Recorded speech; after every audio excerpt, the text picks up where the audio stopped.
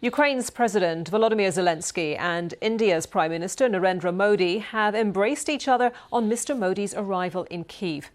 The two men's talks may be tense. Weeks ago, Mr. Zelensky said it had been a devastating blow to see Mr. Modi warmly welcomed by Vladimir Putin in Moscow.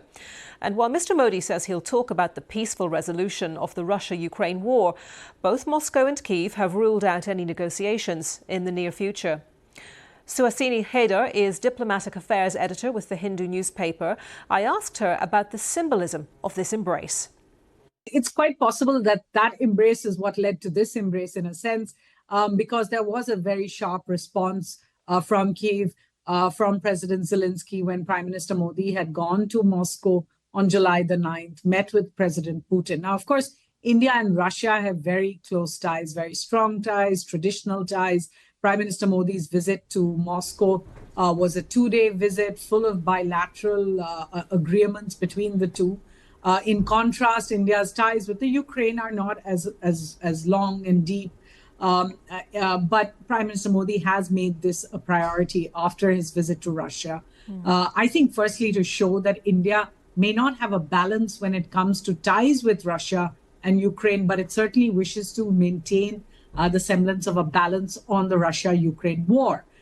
You will recall that India has so far really not come out on one side or the other, saying consistently it's on the side of peace. Prime Minister Modi saying there are no victors on the battlefield, wanting dialogue and diplomacy, but not specifically criticizing Russia for the invasion of Ukraine. And nor has it really sort of said much about Ukraine either in the last few years. You know, Ukraine had made special requests, for example, to come for the G20 to India, and India had not responded very favorably.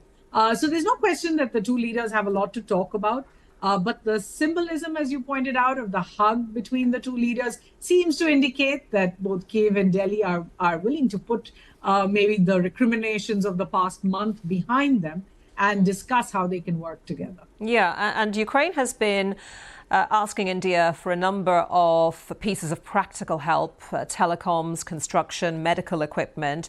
Is there likely to be any movement on those? And secondly, and more significantly, if not now, in the slightly longer term, does India have a role, do you think, in facilitating any sort of peace agreement, any sort of ceasefire agreement between Ukraine and Russia? Requests from Ukraine have come over the last couple of years because India has, of course, sent about 15 consignments of tents and blankets, medicines, clothes, that kind of thing. And Ukraine has consistently said it wants low-cost reconstruction support, having Indian companies supply things like telecom towers that have been taken out by Russian strikes, things like medical equipment for the hospitals, construction equipment, digging, for reconstruction efforts. That's something Delhi has so far dragged its feet on. And the hope is that when Prime Minister Modi goes there, this request has been made at different levels, including when Foreign Minister Dmytro Kuleba came to Delhi earlier this year.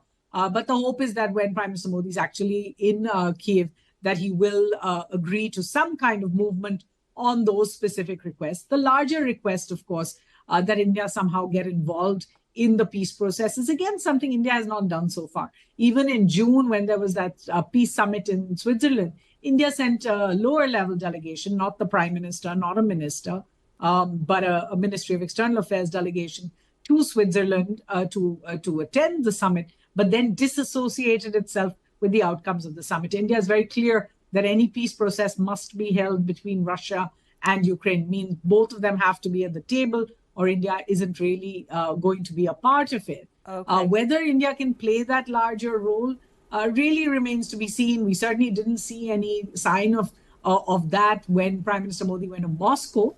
But in the next couple of hours, once Prime Minister Modi is out of Kyiv, we might have a better